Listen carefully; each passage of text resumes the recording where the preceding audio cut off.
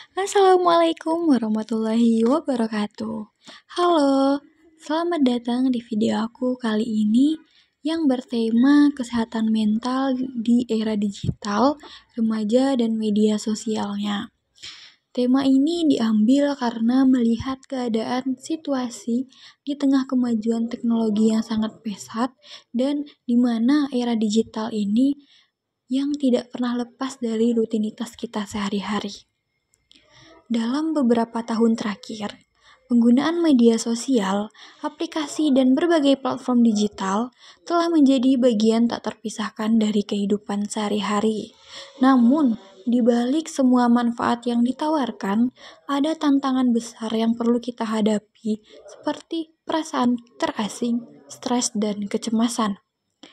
Nah, di video kita kali ini, kita akan menjelajahi bagaimana era digital itu mempengaruhi kesehatan mental kita dan berbagi tips untuk menjaga keseimbangan antara dunia nyata dan dunia maya. Oleh karena itu, mari kita bersama-sama mendiskusikan tentang bagaimana strategi kita untuk mengatasi kesehatan mental atau gangguan kesehatan mental di tengah-tengah gempuran interaksi digital dan informasi yang tiada hentinya. Oleh karena itu, teman-teman semuanya, tonton sampai akhir ya dan jangan sampai ketinggalan tips and triknya yang sangat bermanfaat. Sebelum kita memulai diskusi kita pada hari ini, perkenalkan, aku Elva Nirmalasari dengan NIM 22006066, mahasiswa Bimbingan dan Konseling Fakultas Ilmu Pendidikan Universitas Negeri Padang Angkatan 2022. Video ini selain untuk memenuhi tugas akhir mata kuliah Teknologi Informasi dan Media BK, semoga video ini bermanfaat untuk teman-teman semuanya dalam menjaga kesehatan mental di era digitalisasi yang tiada hentinya.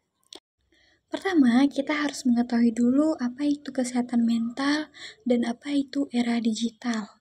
Nah, kesehatan mental itu merupakan kondisi di mana individu memiliki kesejahteraan yang tampak dari dirinya yang mampu menyadari potensinya sendiri, memiliki kemampuan untuk mengatasi tekanan hidup normal pada berbagai situasi, mampu bekerja secara produktif dan menghasilkan, serta mampu memberikan kontribusi kepada komunitasnya.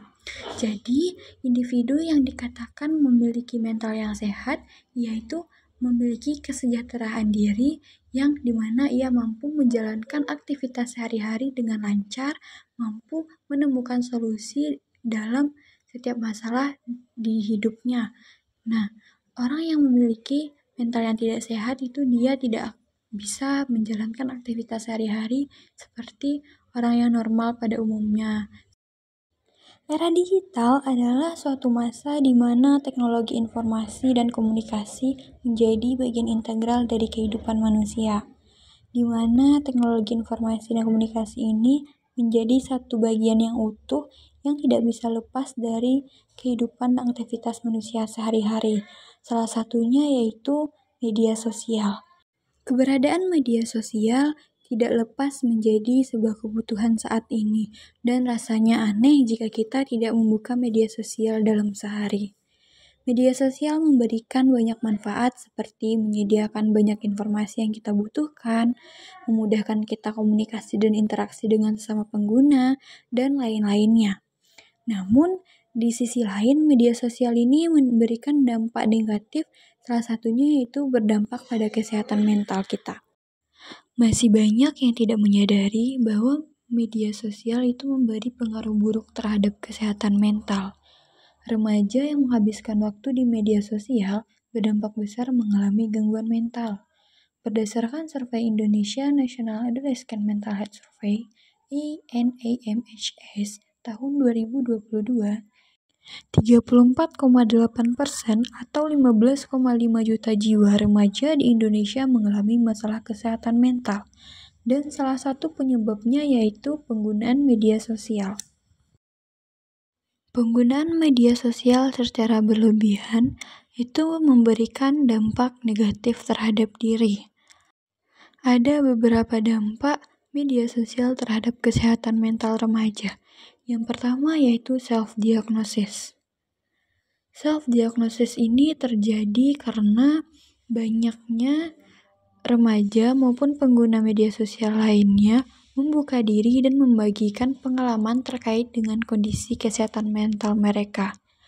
Tujuan mereka yaitu ialah sebagai bentuk edukasi terhadap pengguna media sosial lainnya untuk tetap memperhatikan kondisi mental mereka karena akan berdampak buruk jika seseorang memiliki gangguan mental namun dibiarkan terus-menerus. Melalui edukasi seperti ini, mereka akan memperoleh sedikit pengetahuan tentang gejala-gejala seperti apa seseorang yang mengalami gangguan mental dan bisa mengidentifikasi kondisi mental mereka. Dengan mengenali lebih awal gejala-gejala yang dialami, itu berdampak positif menuju perhatian dan perawatan yang tepat untuk kesehatan mental diri. Namun, self-diagnosis ini juga berisiko jika tidak didasarkan pada pengetahuan dan pemahaman yang memadai. Tanpa bimbingan profesional, self-diagnosis ini dapat menyebabkan kesalahan interpretasi gejala, meningkatkan kecemasan, atau bahkan menghambat akses ke perawatan yang tepat. Oleh karena itu, penting bagi tiap individu merasa mengalami masalah kesehatan mental untuk mencari bantuan dari tenaga yang ahli. Saat ini sering muncul video di berbagai platform media sosial yang menampilkan tanda-tanda dan gejala gangguan jiwa. Oleh karena itu, banyak remaja yang mulai mendiagnosis diri sendiri dengan gangguan jiwa tersebut yang kita kenal dengan self-diagnosis. Diagnosis yang dilakukan oleh diri sendiri itu dapat menyebabkan ketidakpastian dan kesalahpahaman mengenai kondisi kesehatan diri sendiri. Yang kedua yaitu ada self-esteem yang rendah. Self-esteem yang rendah ini terjadi karena membandingkan diri dengan orang lain dalam penampilan fisik, gaya hidup, pencapaian, hubungan, dan aspek kehidupan lainnya. Membandingkan diri ini kita lihat dari orang lain di platform media sosial. Pengguna media sosial sering mengemas dan mempresentasikan versi ideal dari diri mereka dan pengalaman mereka secara selektif secara online, menyoroti aspek positif sambil menyembunyikan yang negatif. Presentasi diri selektif ini dapat merusak persepsi dan menyebabkan perbandingan yang tidak realistis dengan orang lain. Perbandingan sosial yang berlebihan di media sosial ini dapat memiliki efek psikologis negatif, termasuk penurunan harga diri, peningkatan perasaan kesepian atau depresi, peningkatan ketidakpuasan tubuh, dan kecemasan yang meningkat. Individu merasakan ketinggalan atau tidak memenuhi standar yang ideal yang mereka temui di online, maka timbullah perasaan harga diri yang rendah. Selanjutnya adalah terjadinya cyberbullying atau tindakan intimidasi di internet, yakni merujuk pada perilaku agresif atau pelecehan yang dilakukan melalui platform digital seperti media sosial, pesan teks, email, forum online, atau game online. Cyberbullying dapat mencakup berbagai jenis perilaku, termasuk mengirim pesan ancaman atau merendahkan, menyebarkan rumor atau fitnah, memposting foto atau video yang memalukan, membuat akun palsu untuk mengejek atau menyalahgunakan orang lain, atau mengisolasi dan mengucilkan seseorang dari grup atau komunitas daring. Korban cyberbullying ini dapat menjadi siapa saja, baik itu anak-anak umur 3 tahun, baik itu remaja maupun orang dewasa lansia. Mereka yang menjadi target cyberbullying ini seringkali mengalami tekanan psikologis yang signifikan, seperti depresi, kecemasan, merasa rendah diri, dan bahkan pemikiran atau percobaan bunuh diri. Tindakan ini dapat memiliki dampak jangka panjang yang serius pada kesehatan mental, kesejahteraan emosional, dan perkembangan sosial korban. Hal ini dapat mengganggu belajar, mengganggu hubungan dengan teman sebaya, mengurangi harga diri, dan meningkatkan risiko gangguan mental seperti depresi dan kecemasan. Dan yang terakhir yaitu menghambat kemampuan berpikir kritis remaja.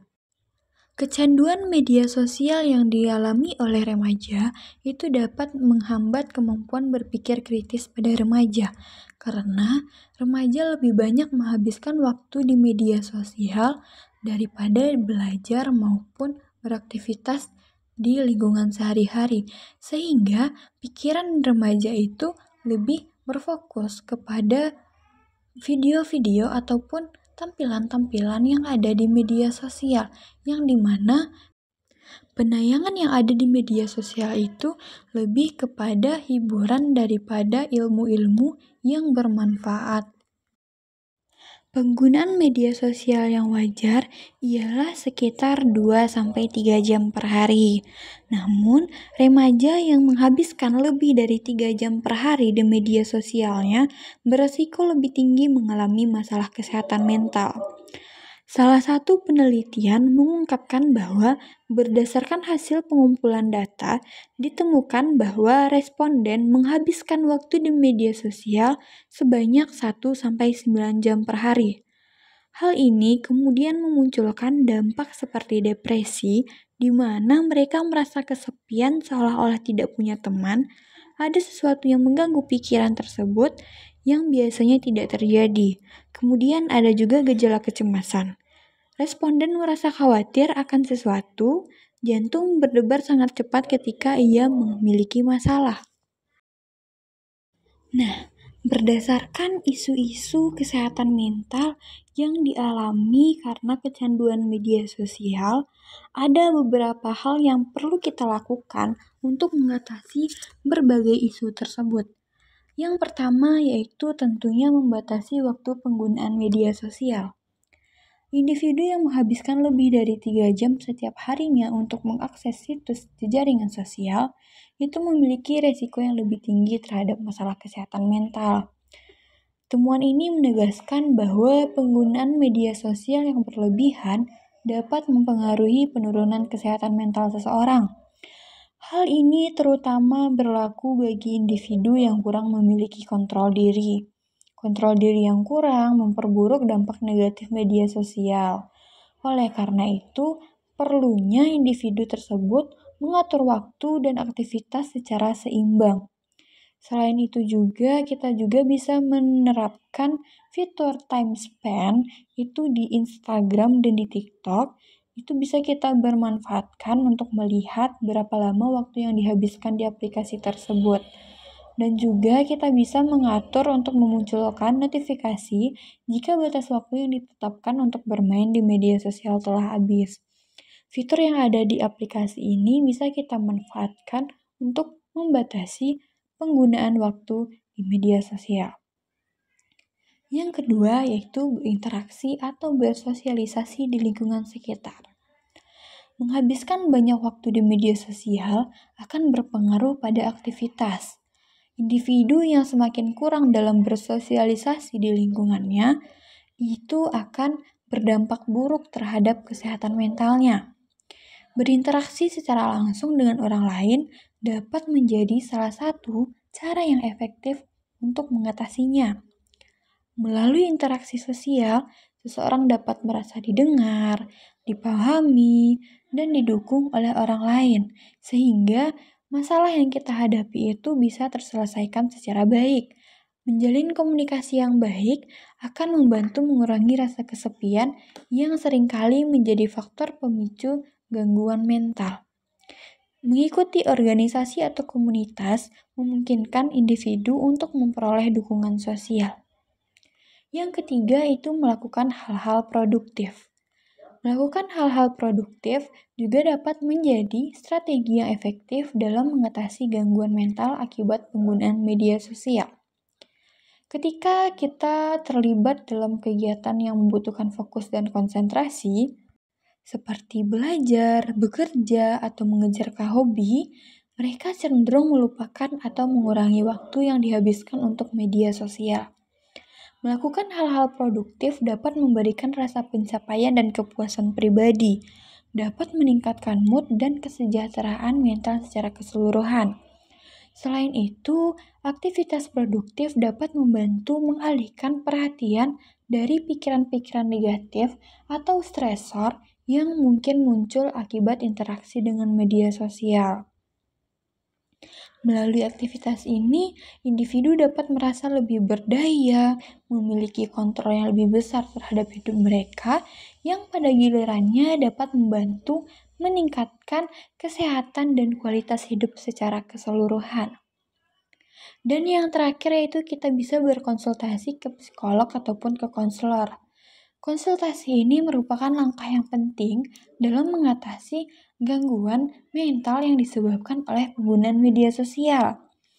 Psikolog maupun konselor adalah profesional kesehatan mental yang terlatih untuk membantu individu mengatasi berbagai masalah psikologis dan emosional.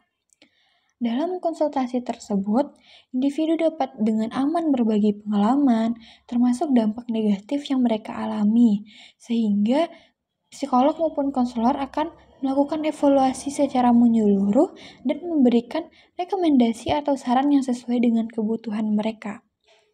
Konsultasi ke psikolog ataupun ke konselor ini sangat penting karena mereka dapat memberikan dukungan emosional dan bimbingan yang diperlukan selama proses pemulihan.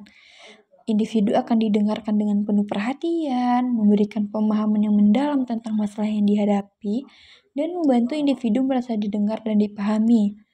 Dengan bekerja sama dengan profesional kesehatan mental, individu dapat memperoleh dukungan yang mereka butuhkan untuk mengatasi gangguannya dan meningkatkan kesejahteraan mereka secara keseluruhan, sehingga dapat melakukan aktivitas sehari-hari dengan efektif.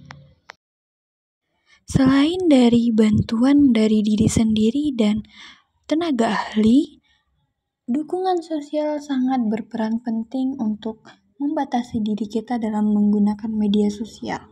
Bagi orang tua, guru, maupun masyarakat, perlu mengingatkan anak-anak maupun remajanya terkait dengan pentingnya membatasi diri dalam menggunakan media sosial. Menghabiskan waktu bersama anak-anak lebih berarti daripada membiarkan anak-anak menghabiskan waktunya dengan media sosial.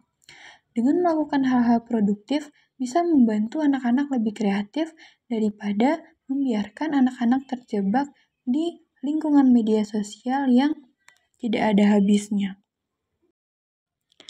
Oleh karena itu, teman-teman semuanya, mari jaga kesehatan mental dan fisik kita mulai dari sekarang. Kalau tidak kita yang menjaga, siapa lagi? Oleh karena itu, jangan pernah teman-teman semuanya menganggap remeh kesehatan psikologis yang ada dalam diri. Mulailah peduli dengan hal-hal kecil dan mulailah teman-teman semuanya membatasi diri dalam menggunakan media sosial. Sekian paparan dari saya, semoga apa yang disampaikan bermanfaat baik bagi diri maupun bagi orang lain maupun bagi teman-teman semuanya. Saya ucapkan terima kasih, banyak maaf, wabillahi taufiq wal hidayah. Wassalamualaikum warahmatullahi wabarakatuh.